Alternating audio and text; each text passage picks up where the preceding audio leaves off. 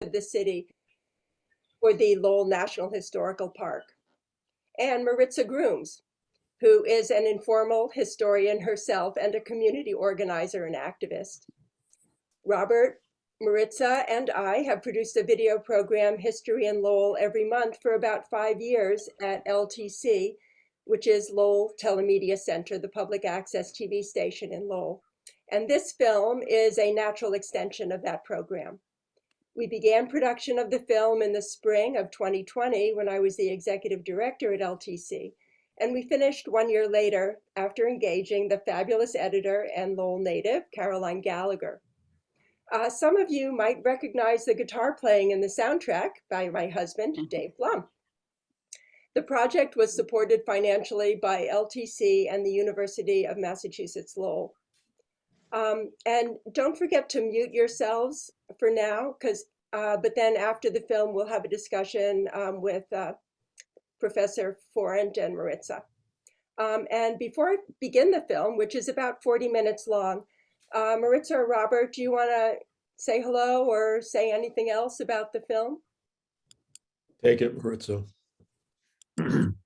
Just thanks for having us. This has been really awesome to work on and really great to see how many people want to learn. That's why we do what we do. We love history, we love teaching it, and we love gleaning the lessons from those who came before us. So go ahead, Bob. Thanks. And Maritza also is a celebrity in Lowell, I should add. Yes. But I think that when we started the program, we had no idea that it would last as long as it's last. I think we were invited together to do one program one time, and Maritza and I got along so well that we just kept doing it. And now we've made a movie, so what the heck? But the thing about the film, and I hope you enjoy it, is that the more we did the work on it, the more we realized what a interesting time it was in America, the 3 or 4 decades before the Civil War, when just give you a brief background, when the federal government decided that it would be against federal law to harbor fugitives, to harbor freedom seekers, people who'd escaped the South and made their way north to freedom. And it became a federal crime to defend, hide, harbor, aid in any way the escape of those human beings. And Lowell becomes for us this really interesting laboratory, because while Lowell's economy is totally dependent on cotton, which is totally dependent on enslaved labor, they're also side by side with that economic structure of the city is a growing and increasingly powerful abolitionist movement. And so we wanted to explore that contradiction. As a history teacher, I love things that seem to not coexist, and try to understand why, in fact, they're in the same space at the same time.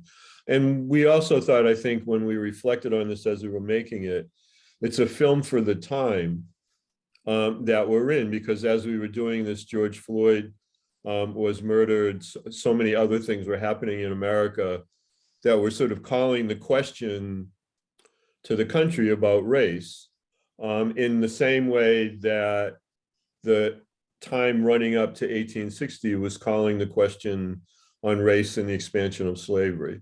And so it was timely to be working on this, and hopefully that will come through as you're watching the film. And I'll stop there because I could just talk and then we would never watch the film. Yeah. Okay, let's get to the film. Hope you enjoy it.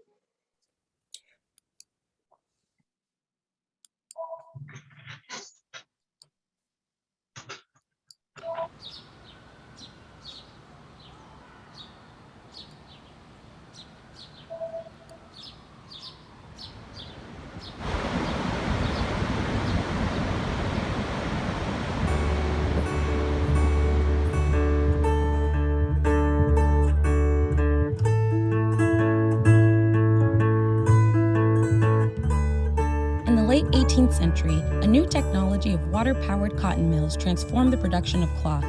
ushering in the Industrial Revolution. In Lowell, Massachusetts, the cotton mills replaced individual weavers with factories powered by water from the Merrimack River through man-made canals beginning in the 1820s.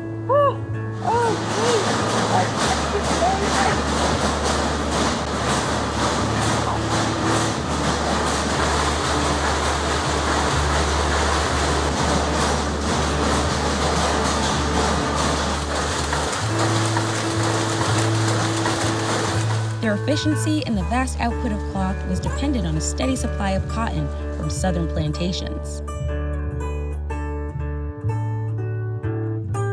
Lowell's history and its very existence as a center for the production of cloth was inextricably linked to the enslavement of African people as property to work the fields. But Lowell was also known for being a center for anti-slavery activity, abolitionist societies, and freedom seekers. Herein lies the contradiction.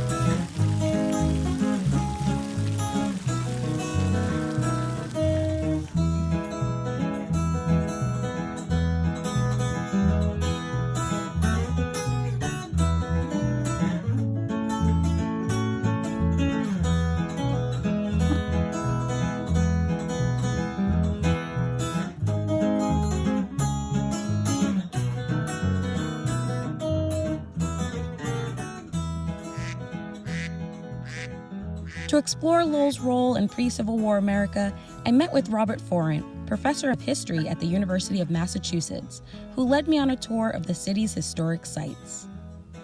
Oftentimes when I'm talking to my own students or my neighbors or whatever, people don't really fully appreciate how much of a contradiction existed in Lowell before the American Civil War, before the war that ultimately ends the institution of slavery, because the Lowell economy is so connected to cotton. 80%, so if you think about this for a second, 80% of all the business expenditures from all the cotton mills in Lowell goes to the purchase of cotton. And all of that cotton is basically the product of the labor of enslaved people.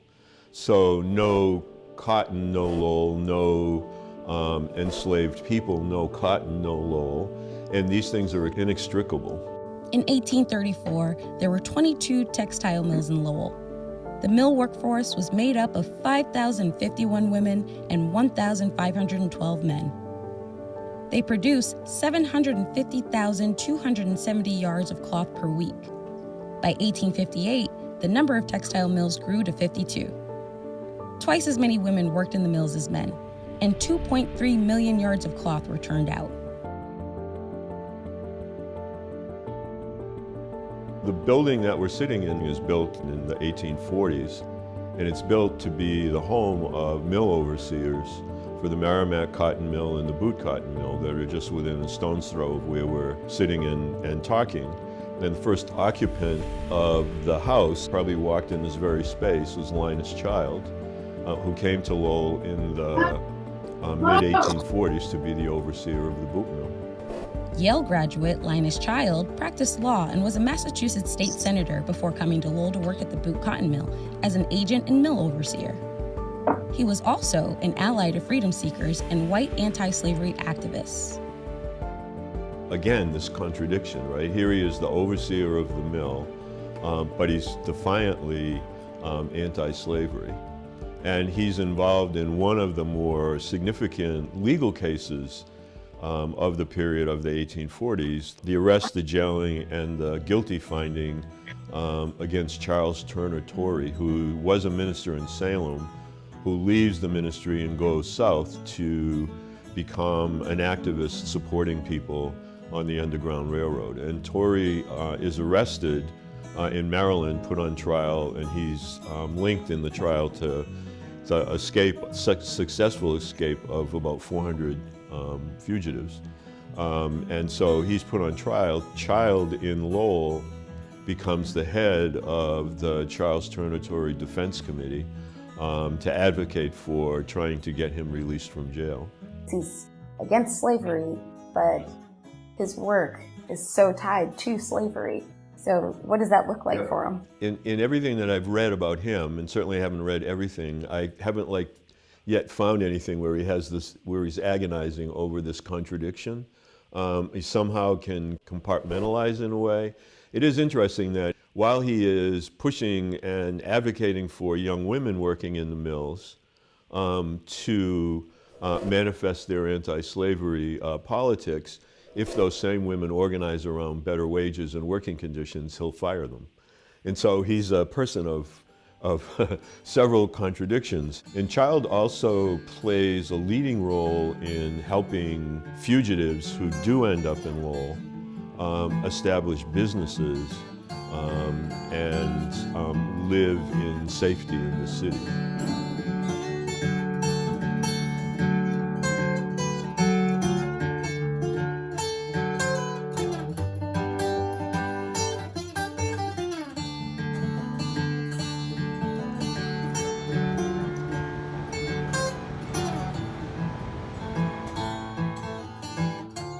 Nathaniel Booth, an enslaved man who escaped from the South, arrived in Lowell and opened a barbershop on Dutton Street. He joined a community of free and escaped Black people who made Lowell their home.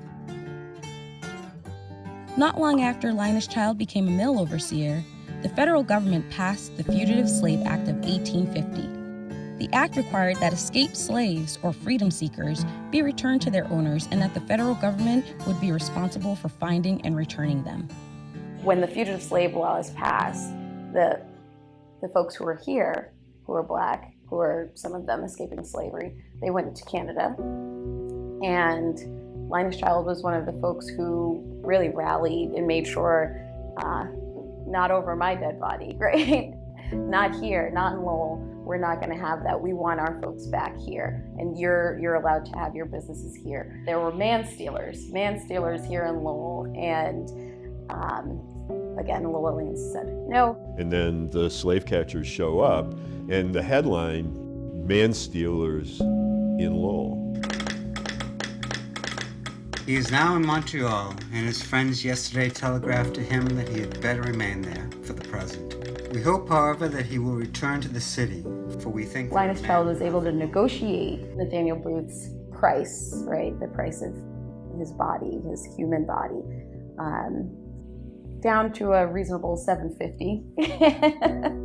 And he rallied the community to raise that money to make him a free man here in Lowell. And he was able to become a free man. He was a freedom seeker who got his freedom and was able to resume his business. And he became politically engaged and an activist, and obviously very involved in anti-slavery efforts. The fugitive slave law makes it a federal crime to knowingly harbor a fugitive or know that there's a fugitive somewhere in your neighborhood if you don't turn them in. Because it's basically challenging people. You can't ignore it anymore. Okay, so what do you want? It's in your face now. What do you want to do? You know your barber over on Dutton is a fugitive who escaped from Maryland or Virginia or wherever, or your barber on Merrimack Street or Central Street, or the person that's at the carpenter building your back porch or whatever it might be. You know their story. They're not hiding in the sense of not letting people know what they're about and who they are. So now you have to decide, do I want to turn this person in or don't I? And again, this is really powerful in the sense that leads to so many more people in Lowell saying, yeah, okay, no, not on my watch.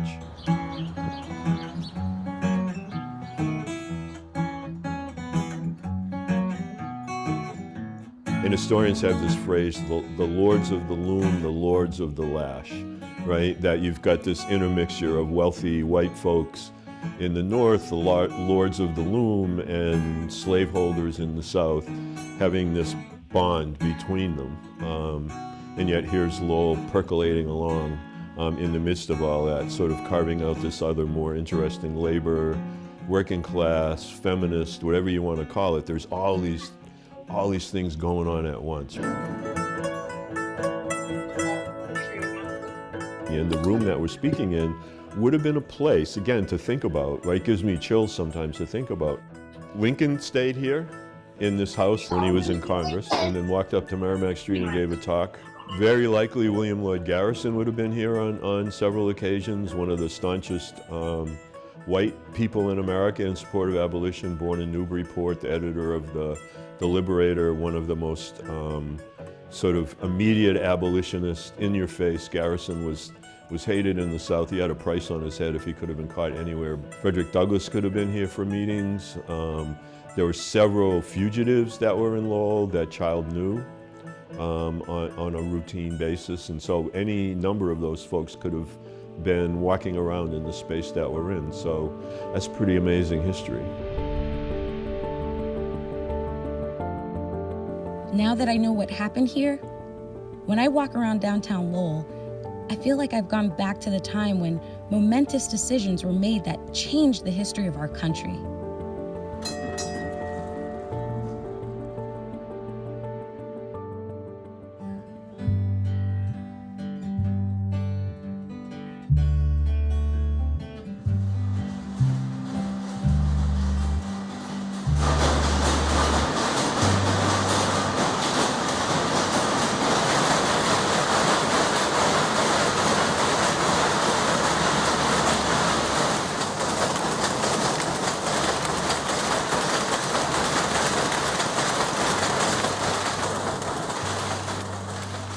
The early labor force of the textile mills were young women recruited from throughout New England.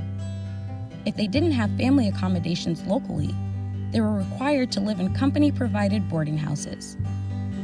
Their lives were strictly regulated by the company time clock, and any misbehavior on the girls' part could be reported to the mill overseers.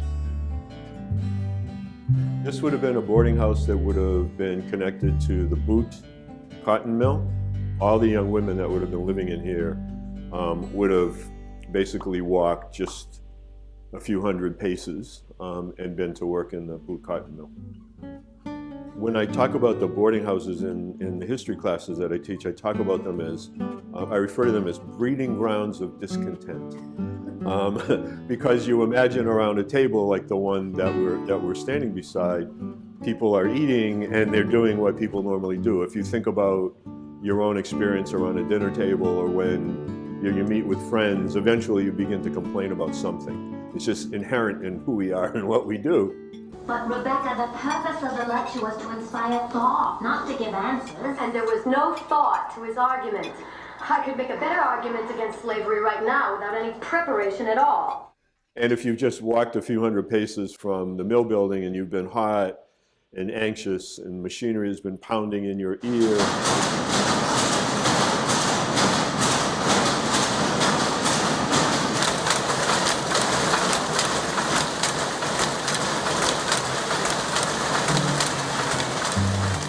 then you come back here to eat, you're probably talking about work. You might be talking about a supervisor you don't like, a foreman who's getting a little too familiar with his hands, and thinking about issues related to their wages, their working conditions, and also the question of abolitionism and of slavery.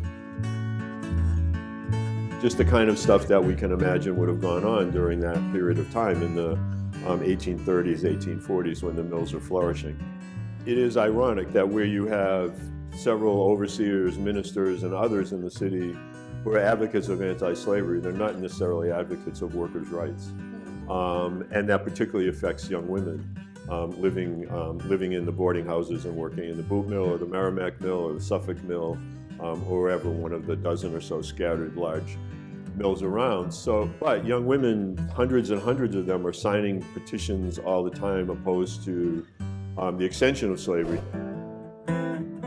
Before the U.S. incorporated Texas into the Union as a slave state in 1845, there was a great national debate between northern and southern political forces over whether it should be a slave or a free state. And there's a petition circulated in Lowell, and over 1,000 women signed that petition against the extension of slavery into the state of Texas, which is very important. And then there's also a similar petition that gets circulated in Lowell in all of Massachusetts, Lowell is one of the cities with the most signatures on that petition to end the slave trade in the District of Columbia. And the lion's share of the signatures on that petition from Lowell are from young women working in the mills. So it could well be that around this table, if we could see the ghosts, several of the people sitting at this table might have actually signed that particular petition or the Texas petition. Many of the young female mill workers came to Lowell seeking economic independence and freedom from the daily toil of farm life. And this month I earned a few dollars more since I now work in 4 looms instead of 2. Olive, you think it's an improvement that you work twice as hard and are paid only a fraction more? Many would become actively engaged in the political process before they could even vote. Young women can't vote. The suffrage amendment is a long way away from 1840 to 1920, so we've got a ways to go yet before that's going to happen in a large way. But young women get back at Kirk Boot during one of these election cycles where Boot is adamant about them not getting a shorter workday and goes and testifies in Boston to the legislature that women in Lowell basically working in the mills have got it made, and he doesn't understand. I'm paraphrasing, but in effect he's saying we don't understand why they're so upset. We must discuss our lot so we can work together to improve it. The corporation takes advantage of us. We work morning till night. The machine's going faster all the time, and we're paid no more for it. And they actually find a male candidate that they'll support and get other men in the city to vote for this candidate, a worker, and Boot is defeated for his legislative seat by a mill worker who young women organize for. They can't vote, but they organize and get the vote out for this particular candidate to really spite Kirk Boot, which is, I find, really cool.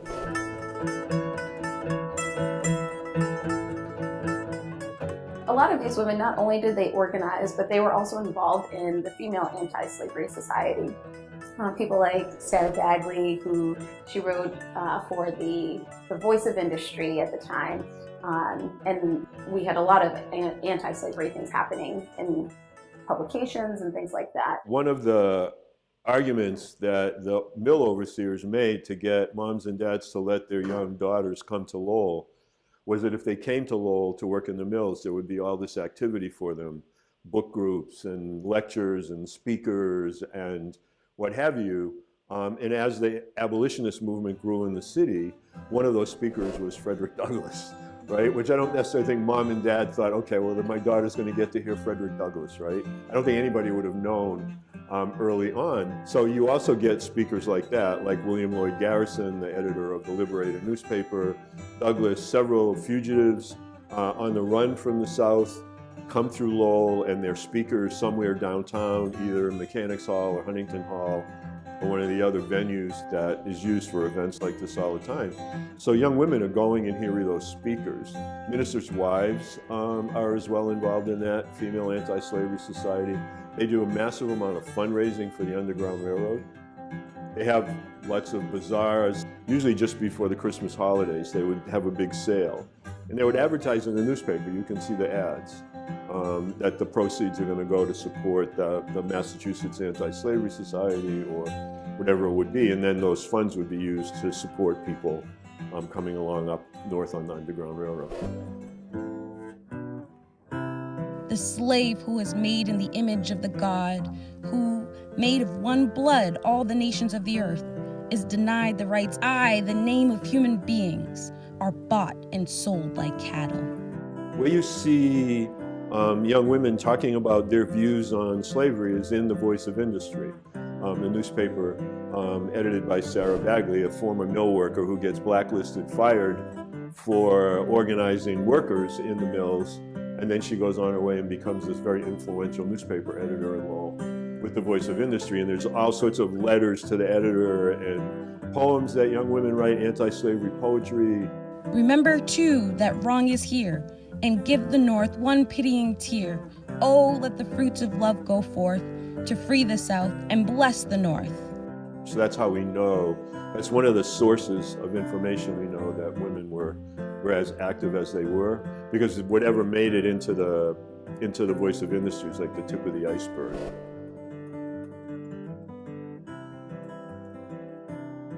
John Greenleaf Whittier, the poet, who some of us have studied in school or whatever, for a time is in Lowell as well, editing another abolitionist newspaper from Lowell called the Middlesex Standard. In that you see the advertisements from Lowell of the businesses that are advertising in an obvious anti-slavery newspaper. You see letters to the editor. There's the Voice of Industry that Bagley's editing, and the Middlesex Standard that Whittier is editing. They're in the same building.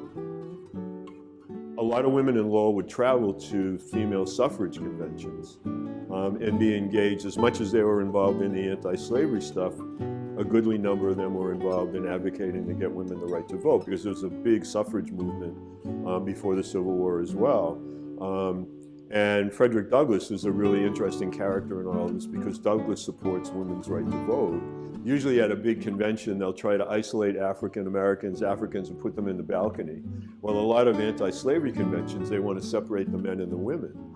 And Douglass says, well, I'm sitting upstairs then with the women. And so again, this like so fascinating to try to understand how all these issues link, and Lowell in that way, with so much reliance on cotton, the sweatshop-like working conditions, 12-hour days, 5 days a week, and then a half a day on Saturday. And with all of that, then you still have a really broad section, goodly number of young women who can step outside that and advocate for and see the importance of these other issues, anti-slavery being one of them.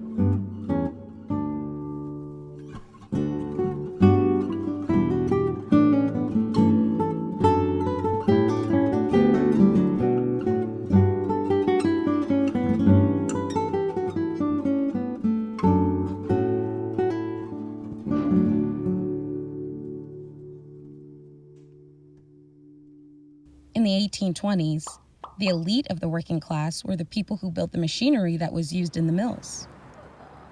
To train the next generation, they need a place to hold meetings, hold events, create a library on all sorts of things related to engineering and machinery building.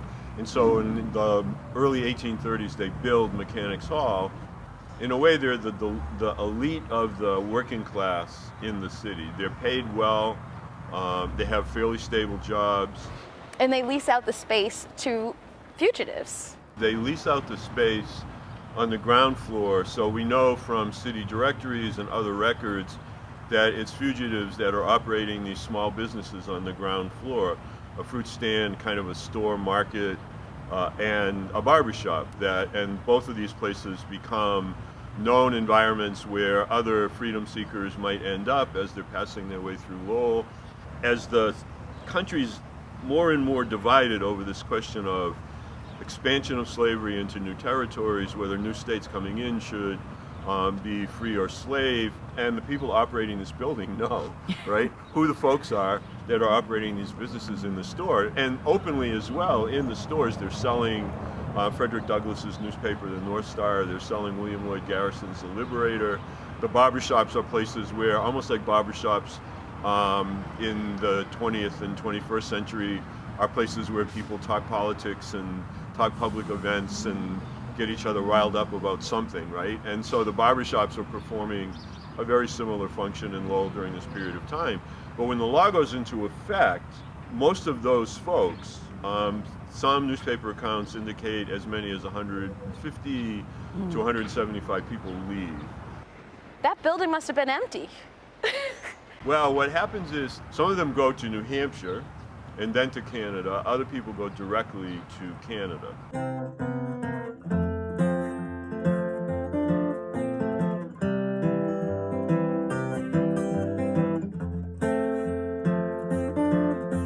The Free Soil Party, a precursor to the Republican Party, was adamantly opposed to slavery.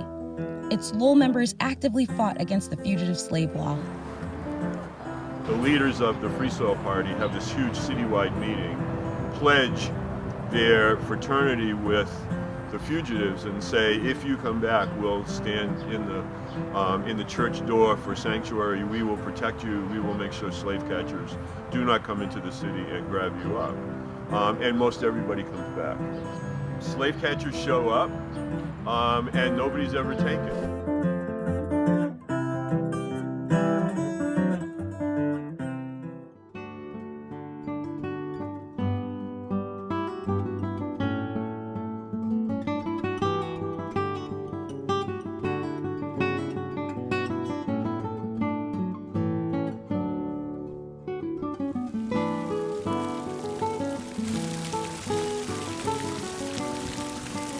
move our tour to the corner of Merrimack and Shattuck Streets to Lowell's original City Hall. The ground floor was filled with storefronts, and the upper floors held offices and meeting rooms. From the mid-1830s, the upstairs meeting space was a hotbed of anti-slavery and abolition activity. Frederick Douglass spoke here on several occasions and sometimes brought with him freedom seekers who, like himself, had fled enslavement in the South. And one of the more famous sort of kerfluffles up in there was when George Thompson, who was an abolitionist from England, comes on a tour of the United States. And in the tour, he comes to Lowell and speaks in Lowell on 3 different occasions. Thompson spoke in October of 1834 to a packed house. And this really upset Kirk Boot and a lot of the mill owners, mill investors in the city. They were fearful that if word got out that Lowell seemed to be in some way in league with anti-slavery, with abolitionism, that perhaps Southern cotton growers, plantation owners, owners of people, would boycott Lowell in terms of selling them their cotton. And so Boot and others were really fearful. And while he was here, there was some violence that happened. A rock got thrown in a window that just nearly missed him, but he kept that rock. Why did he keep it? He saw this as a powerful sort of symbol of those who were fighting against his fight against the institution of slavery. So when he came that December, the area where we're standing now on Shattuck was packed with people that Kirk Boot and others recruited to come explicitly onto Merrimack and Shattuck and disrupt the talk that Thompson was going to give. And they tried blocking people from getting in. At one point, actually, on one of the days of one of the meetings at the end of November, people got here first who were opposed to Thompson speaking, and they packed the hall. And so fearful that something might happen inside, they actually canceled the meeting till 2 o'clock the next day, so as to sort of calm the waters, if you will. And several of the leading citizens in Lowell, who are again against Thompson, go to the Lowell City Council, the government of the city, and try to get the permit pulled to let Thompson speak. And the city council refuses. Wow. They basically say, no, we're not going to do that. And Thompson speaks. Even though the rock flies through the window and almost hits him, he continues with his talk. And then, in the irony of all ironies, rather than sort of pick up and leave, after his talk, he's approached by several women who want help forming a female anti-slavery society in Lowell. And he sticks around an extra day to help them figure out how to organize. We can't forget the history and the important things that happened on these cobblestone streets. Just across the street, we continue our tour with a stop on the Underground Railroad.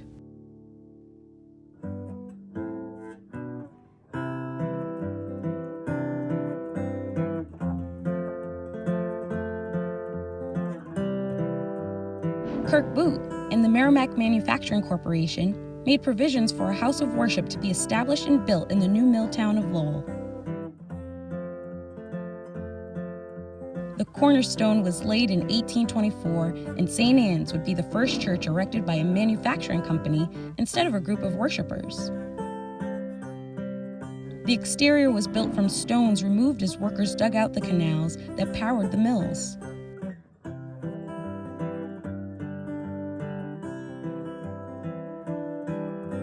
The first service was officiated by Theodore Edson, an Episcopal deacon. March 6, 1824, Saturday. Came up to Chelmsford the first time for the purpose of supplying the people in the Merrimack Manufacturing Corporation with preaching and divine service. Rode up with Mr. Boot and was hospitably entertained at his house. Sunday, preached. Edson lived in the adjacent rectory. Theodore Edson becomes a minister from the middle of the 1820s for most of the rest of the 19th century, and becomes a really significant character in the life of Lowell in anti-slavery work, but also in public education. He's on the Lowell School Committee for a number of years, and he's just a very active and engaged human being.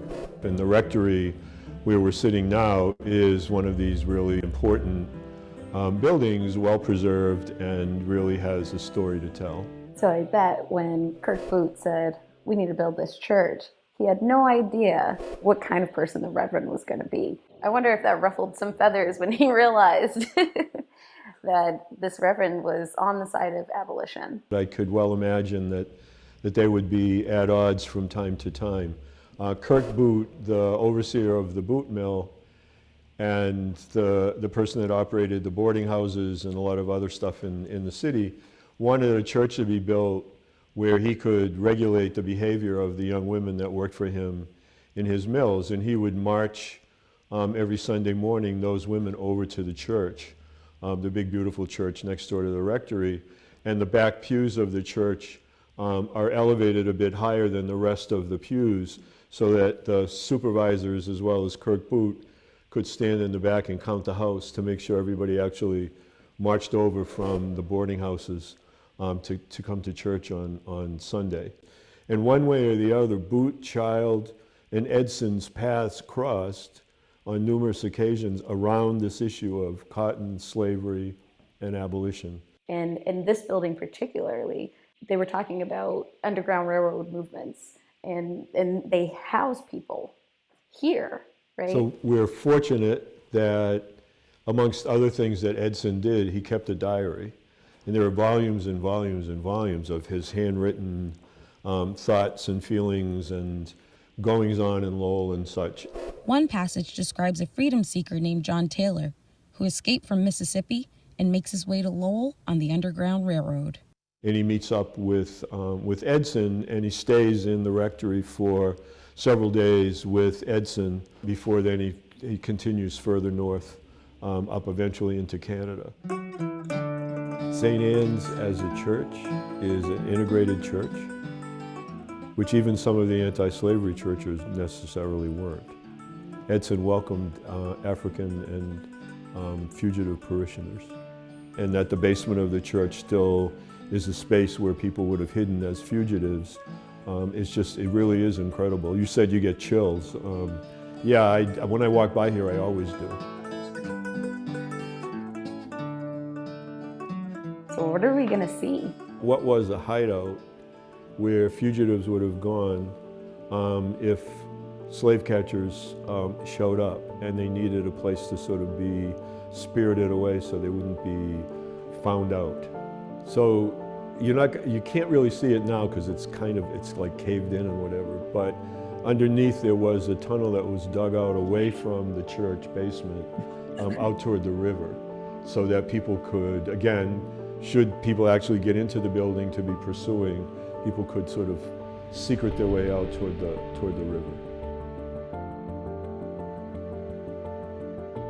This is a stop on the Underground Railroad, and that is one of the coolest things to me, that we're here and the historical significance of what this space is and what this has meant for freedom seekers.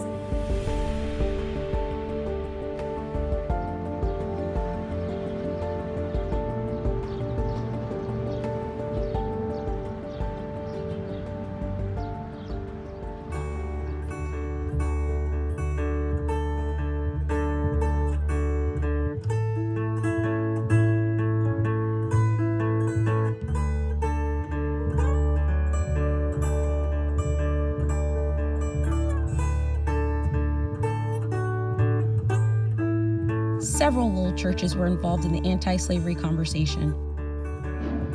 The Second Universalist Church, the Church of the First Unitarian Society, First United Baptist Church, and St. Paul's Methodist Church.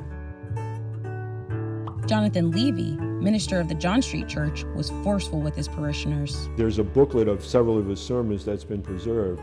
And he really links these things together and says, look, if you can't say you're a Christian, you can't say you believe in all of this stuff if you also think it's okay for people to own other people. It's such a sharp inconsistency that I'm calling you, basically he would say to his church, I'm calling your faith into question. Jonathan Levy and Edson, they were very clear on immediate abolition, should just end it. Right? But there were other ministers in Lowell that could be for the ending of the institution, but they were for it ending in its natural death, if you will, that after a date certain, anybody born would be free. But that everybody that was alive that was enslaved would stay enslaved until they were dead. So somebody who was enslaved as a child in 1855, then if they lived for 60 more years, they would have lived into, into the 20th century as enslaved. Other people thought that slave owners should be compensated by the government for their loss of human property. And still others considered repatriation to Africa the best way to abolish slavery. And so we're going to purchase ships. We're going to purchase an area of land on the coast of Africa. And we will essentially ship, literally and figuratively, everybody back. And that was the position that was held by several presidents of the United States, including James Monroe. The capital of Liberia is Monrovia, named after James Monroe.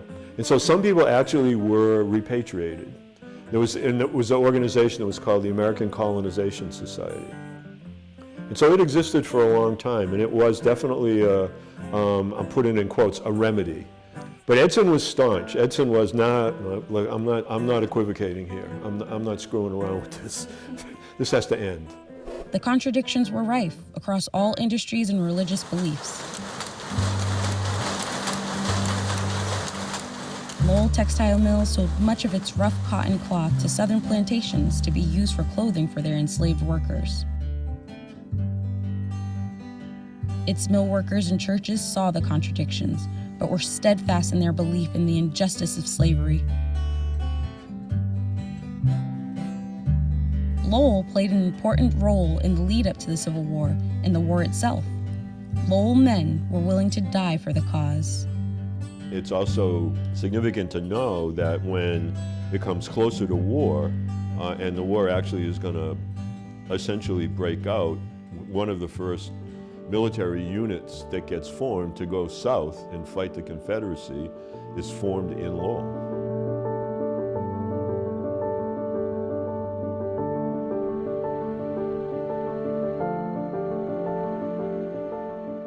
The first casualties of the Civil War are people that are in this regiment from Lowell, and they're buried in front of City Hall.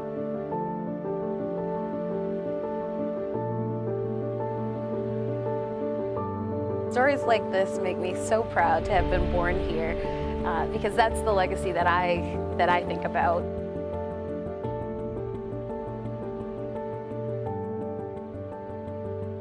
It's a human rights question, it's an equality question, it's a question of humanity and fairness. And Lowell in its history stood on, for me at least, and you I'm sure, the proper side of history, and we should be doing the same thing now.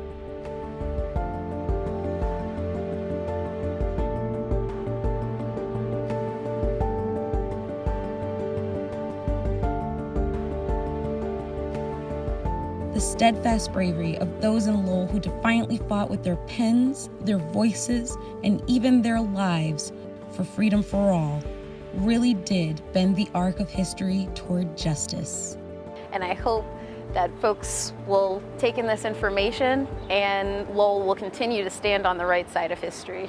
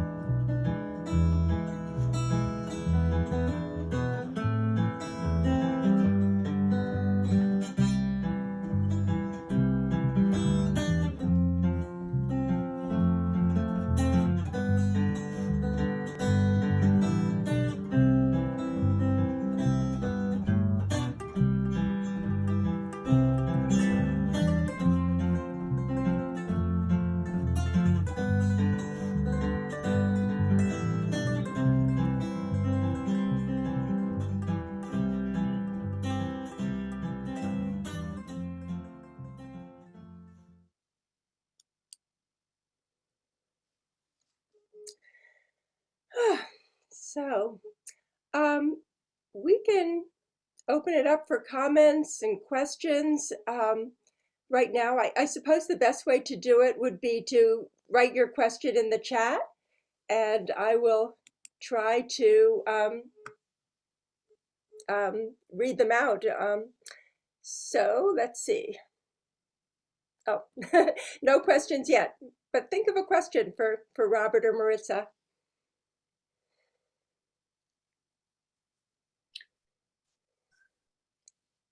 Wendy, is it okay if I just ask one without writing it? I am amazed at this history, and I thank you all for putting this together. It's pretty astounding.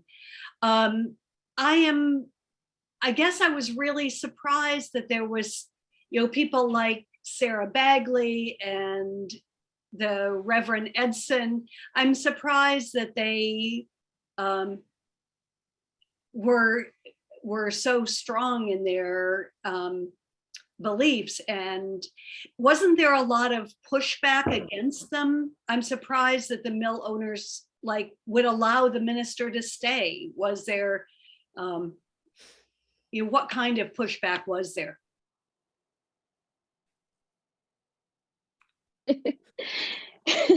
That's my personal professor pointing at me. Actually, it was interesting because they all kind of worked together, and with these things, the pushback really was when the women and the other mill workers were pushing back against their work conditions. They were allowed to circulate these, and Bob, I'm sure you're going to jump in because you have so much more information than I do, but they would sit and have conversations about this in that very room that we were sitting in. I think they were aware of the contradictory nature of what was going on, but I think they also were aware that they were also in a sticky situation with those mill workers, and they kind of, my understanding is that they wanted to keep them distracted from what was actually going on with them, their long work days, their terrible working conditions. So in terms of the abolition, yes, it was not a sweeping thing that was welcome, but I don't think it was their main focus in terms of pushback towards those people like Sarah Bagley or William Lloyd Garrison. But Bob, please weigh in. Yeah, I mean, I agree with what you're saying. There's a couple of times where, like the example in the film of when Kirk Boot and others organized this mob to try to chase George Thompson out of Lowell, that they become pretty aggressive in what they do to try to stop what we would think of as freedom of speech, I guess, today. So stuff like that happens, but I think the majority of ministers in Lowell at the time are either, I would say, moderates on the question of slavery, and by moderate I mean they're against its extension. They might not be for an immediate end to the institution, but there's nobody in the ministry, for example, that's outspoken in we need to defend the institution of slavery. Slavery is constitutional, whatever kind of argument you would hear. That's something that Kirk Boot, some of the really wealthy investors from Boston, the Boston money that invests in Lowell, some of them are scared, as the movie says, that cotton might be limited in coming to Lowell as a consequence, as a way to sort of punish Lowell for allowing this anti-slavery activity to take place. But that threat goes by the boards. I mean, it doesn't slow down the the anti-slavery fervor in the city. So it really it doesn't prevent people from being outspoken. I think the question's a good one about, I mean, I am amazed that Edson, since Boot founds that church and hires Edson, that after a few years with Edson being as cantankerous as he is, I'm surprised that they don't try to move on Edson. But I think it's probably testimony to Edson's deep roots by this point in Lowell and his respect in the city and the high regard lots of different people from all walks of life have for him, that cooler heads prevail in the sense that maybe if we try to get rid of Edson, it'll be even worse. That people will be even more pissed off with us. So maybe we ought to just leave it alone. Because I've never found anything where his ministry is under threat. Like it's time for you to find another church somewhere else, anywhere but in Lowell. I haven't found that. I mean, it could have happened, but I haven't found it. Thank you. There was another question. Were the tunes authentic to the period? Some are very familiar. Maybe Dave, you can take that.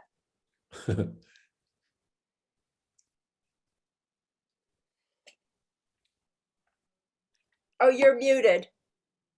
You're muted, Dave. Oh, your audio doesn't work. Darn. Come on into my room.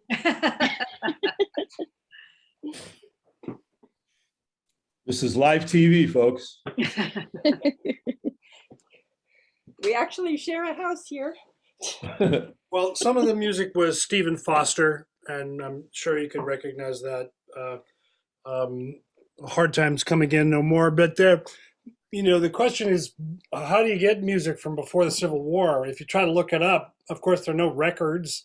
There are records made in the 20th century about music from that time, but there were no records. There was no radio. There was no, and so the attribution of the music, who wrote it, and all that is sort of hard to figure out. But there were things like John Brown's Body, which existed well before what's her name wrote the Battle Hymn of the Republic. But so that's in there, and some of the African American music comes from early 20th century, but including Bessie Smith, who had a great hit with one of those songs in 1923.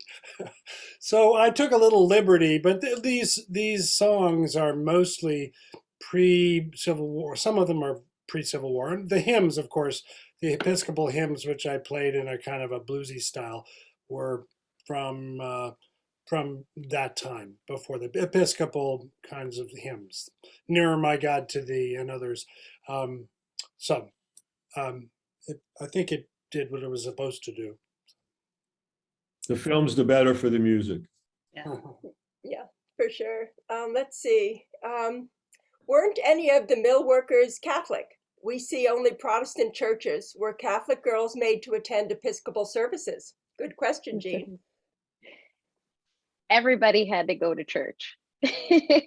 And there's actually in St. Anne's, there's I don't know how you call it, but the raised pews where the mill overseers would count to make sure all of those mill workers were present. But I don't know about denomination and if that played a factor into it. So if you were Catholic in Lowell and a mill worker before the early 1830s, and you were living in one of the boot boarding houses, you went to the Episcopal Church, whether you wanted to or not.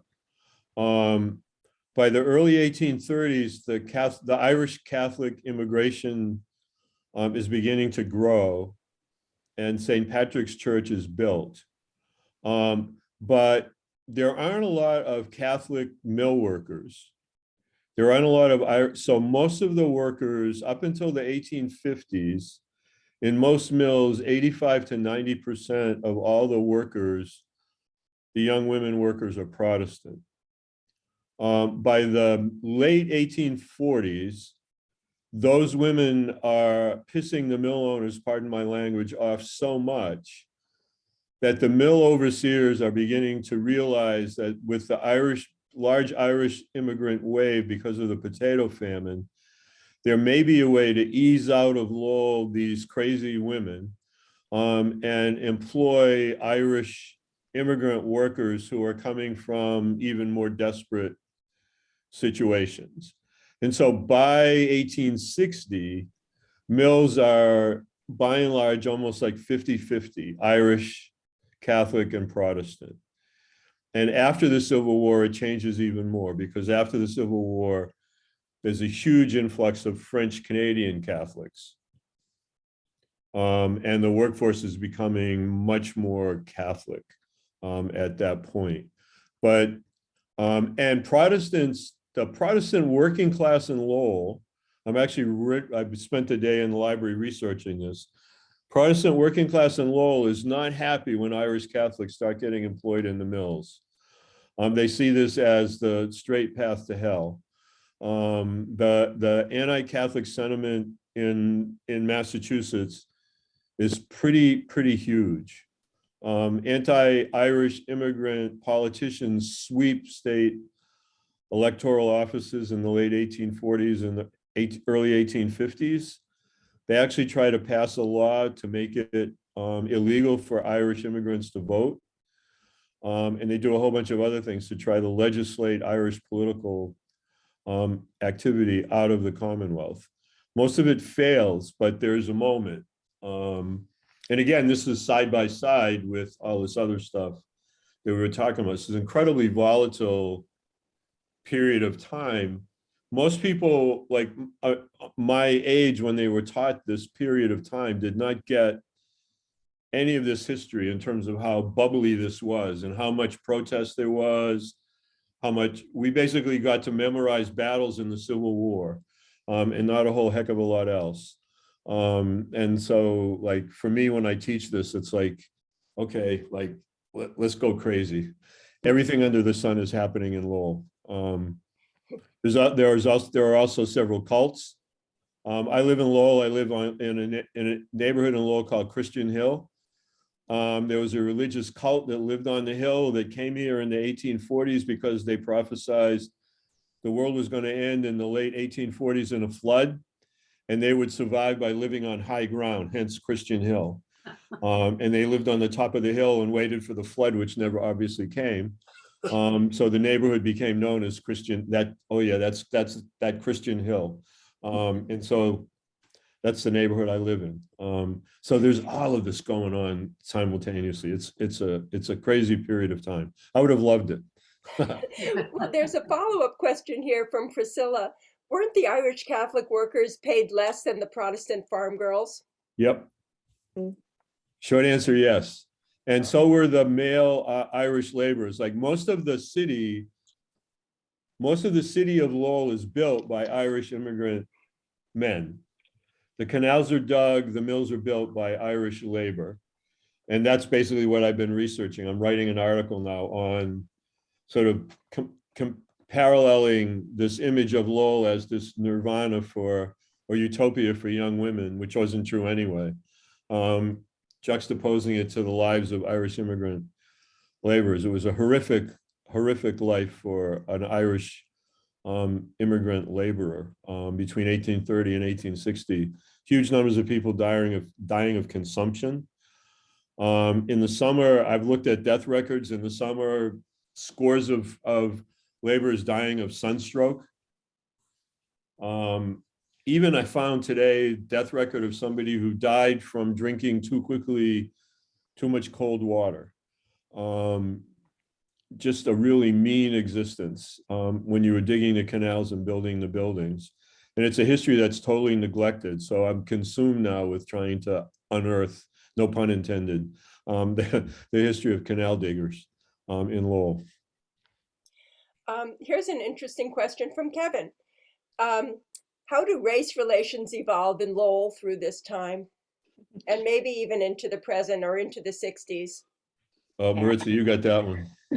I wouldn't say that they've ever evolved, really. some things change and some things very much stay the same. At this time, as Bob just laid out, it was the Irish workers who were being heavily discriminated against. Folks even came to try to burn down their church once it was built. Then we had, I believe it was French Canadians came next, and some of the newspapers, speak English because they were definitely here speaking French. There were folks who, there was a hospital that was only run in French. Everything was in French. There were also, I think, publications in French too, right? Yep. And there were folks who never had to speak English in Lowell, and some of their descendants spew that rhetoric today to immigrants and refugees who are now living in Lowell. Then you have, Greeks and Portuguese. Every group that has come through Lowell has experienced discrimination and all kinds of racism. And at that time, it was just ethnic racism, right? Because being white was not quite a thing yet. It was, then you have the immigration acts that really kind of, I am not as great as talking about this part as Bob because of the policies that go into it. But as the US was closing our borders to the bad Europeans, we were opening it up to, the Europeans that we all know of as the good sides, right? So, Lowell has a really terrible history, I think, when it comes to race relations. We definitely repeat this history over and over again. And but at the same time, we are a welcoming city to immigrants and refugees in a very strange way. Every group that does come, although they experience incredible prejudice, they find their people. They settle first, usually in the acre or around that area, and then they go out into their communities. But when you go through the decades after the other couple of immigration laws have passed, right? Now let's say we're in the 50s and 60s, there's urban renewal happening, and some of those longtime communities, there's a very friendly pup on the screen that stealing the show. So some of those those communities that have been in place for a long time, families, generations of families were displaced systematically by the city. And it was very unfortunate. So you see neighborhoods like Little Canada, where a lot of the French Canadians settled, being demolished street by street. And then you get to something like the Hale Howard neighborhood, where primarily it was a large Jewish population, and it was actually one of the most diverse communities, the Hale Howard neighborhood, because you had a large Jewish population, but you also had a lot of Hispanic folks and Black folks living in that community. That community was torn down, and folks were also displaced. And we could probably go all the way up until now with race relations in Lowell. In the 70s, you had a lot of anti-Asian discrimination and hate. We had parents who were just asking for information to be available in languages that they speak, while there were other parents who were kind of fighting for English only. Even though Lowell likes to toot its own horn about being such a diverse place, and the first integrated high school in what is like the 1840s. The people now try to take credit for the things that happened then, and it's not the case. When we could have had the chance to be, what is it called?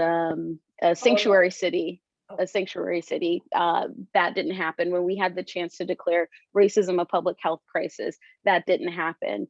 Yep, we had a Latinx population come in also around the 70s. So at the same time, there's all of this is bubbling up really in the 70s too. And then you get things like the the really tragic death of a young Asian boy. And I believe he was Southeast Asian. And this is also at a time where we're getting that large population coming in to Lowell. We have the second largest Cambodian population in the United States in Lowell, after LA, I believe. But we have the tragic accident of a little boy who was just minding his business, and there was just some tussling around. He fell into the river, but he was pushed and he ended up dying. So then there were also busing issues, and so then we get to the present. As I said, racism is a public health crisis, but Lowell does not want to declare it so. However, there were a group of citizens who also came together in various backgrounds who said, the way that the voting system is absolutely discriminatory, and it doesn't give the city council a chance to represent all of everybody who is in Lowell.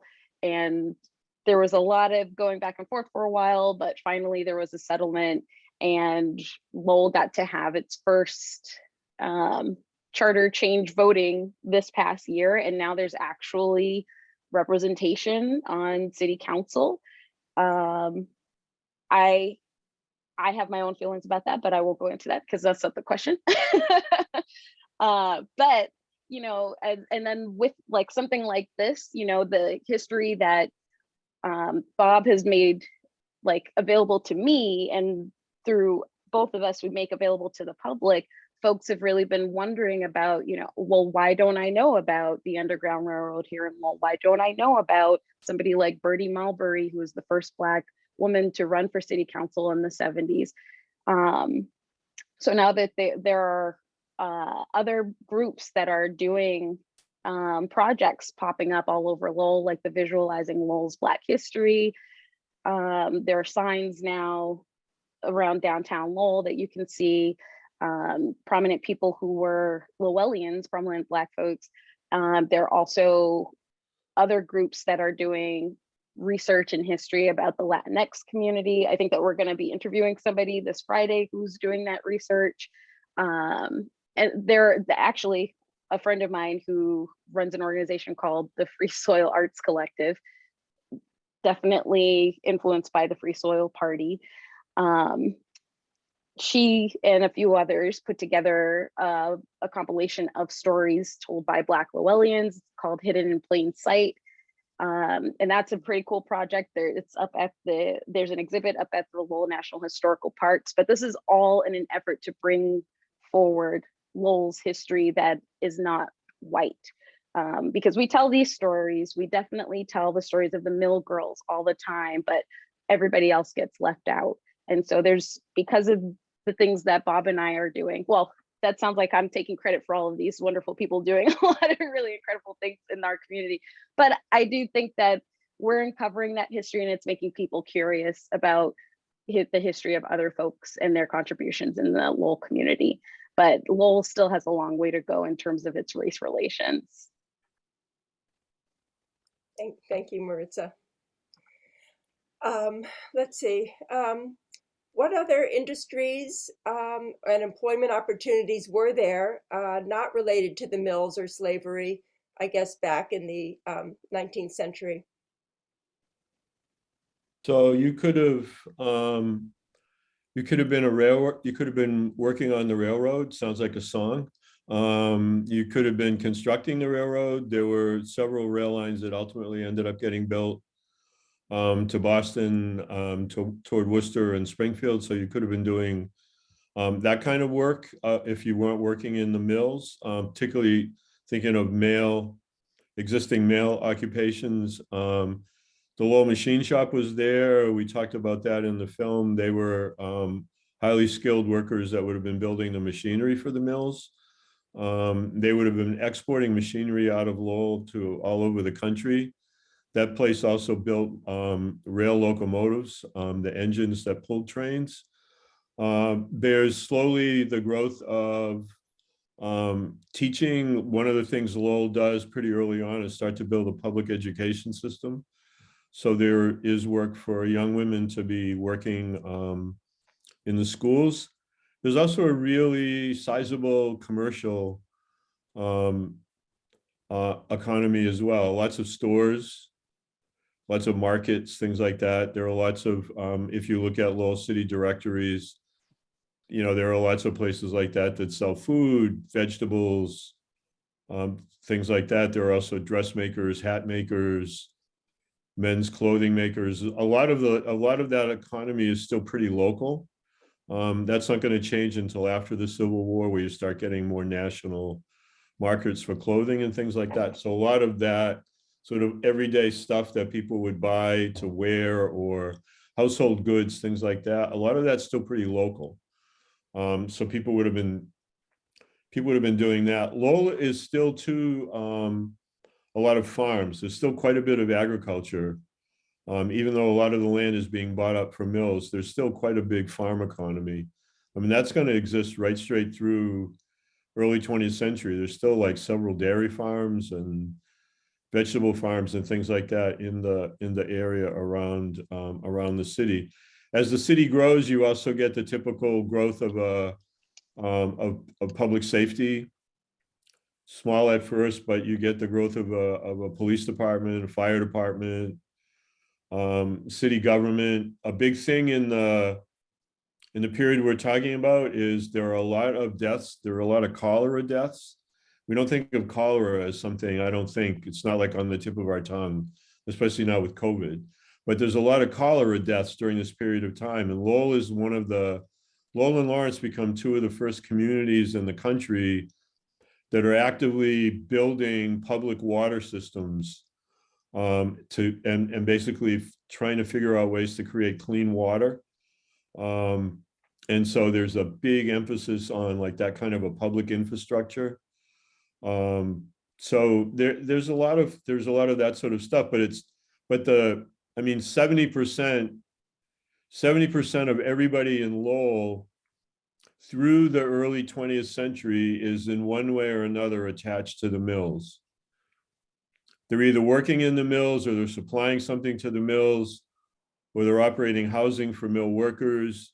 So 2/3 to 3/4 of the economy of Lowell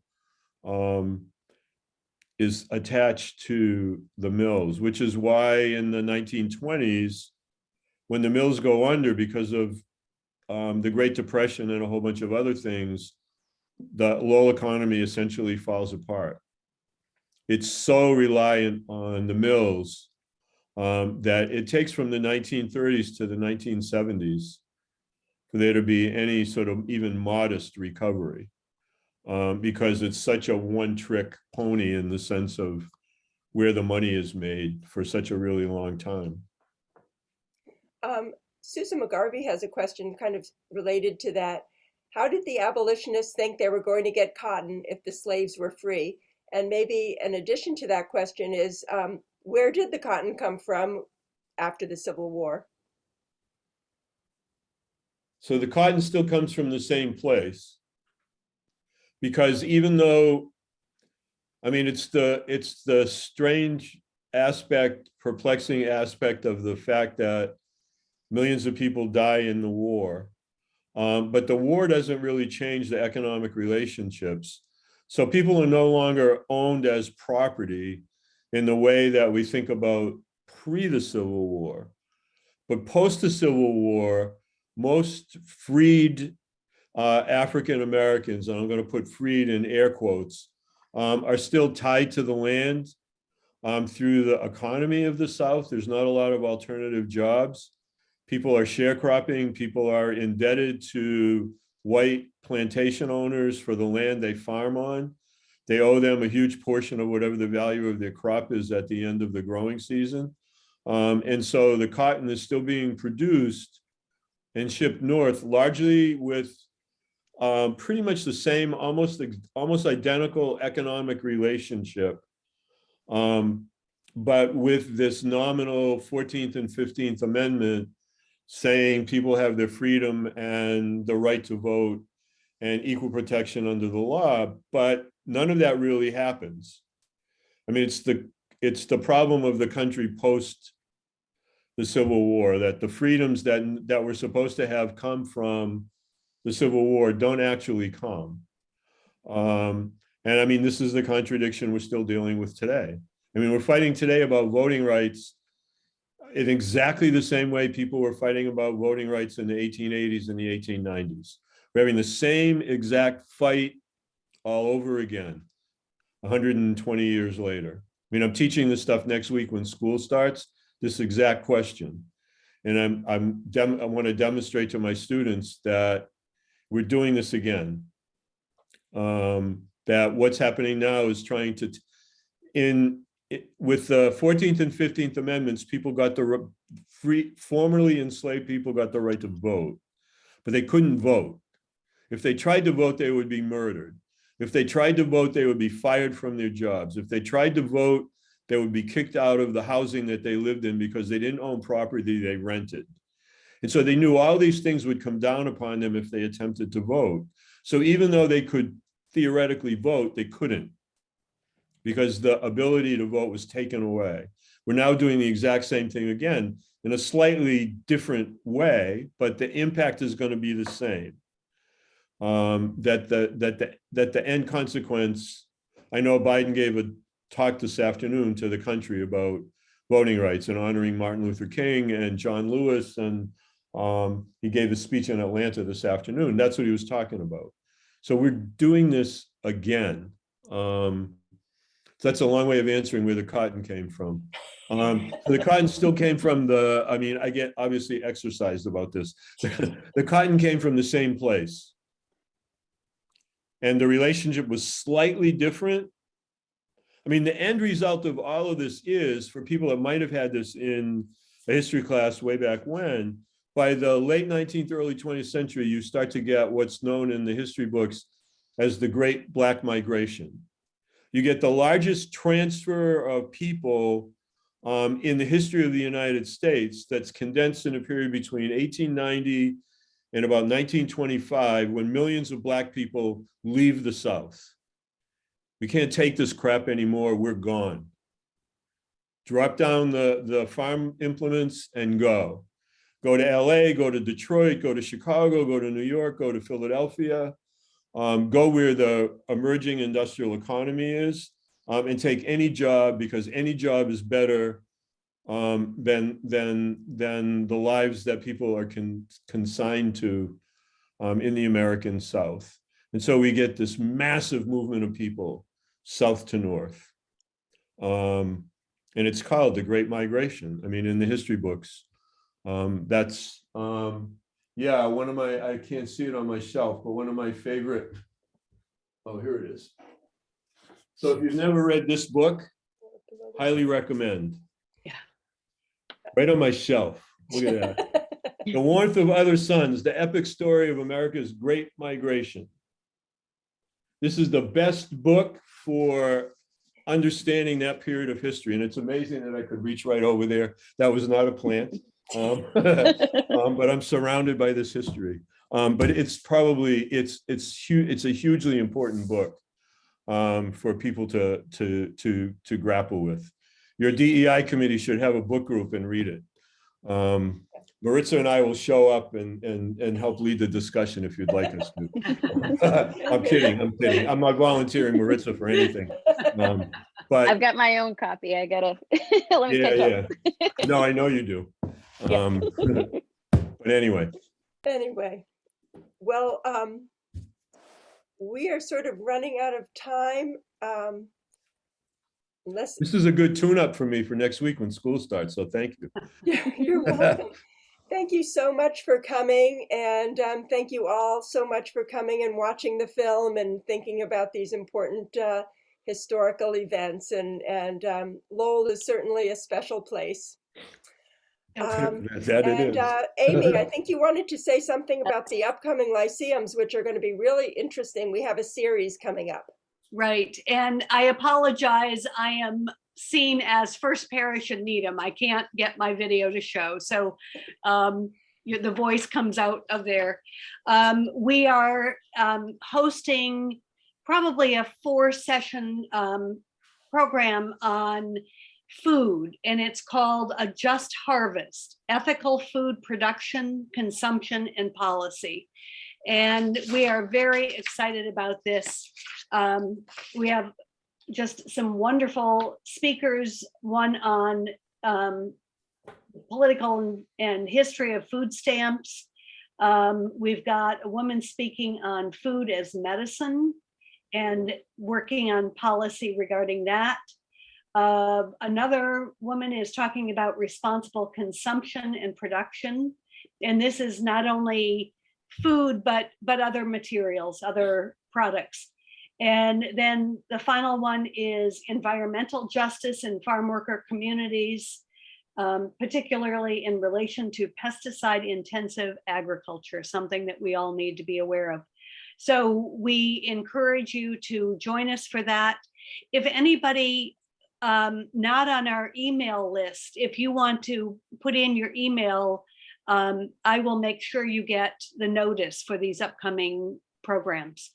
And I want to piggyback on Wendy's thank you to both Bob and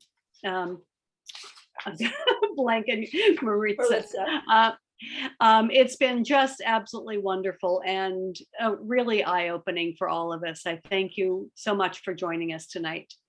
So thank you. Everyone. Hopefully we'll see you all soon. Okay. I'll see two of you on Friday. So. See you Friday. Take care, everybody. Okay. Bye. Bye now. Thank you. Okay,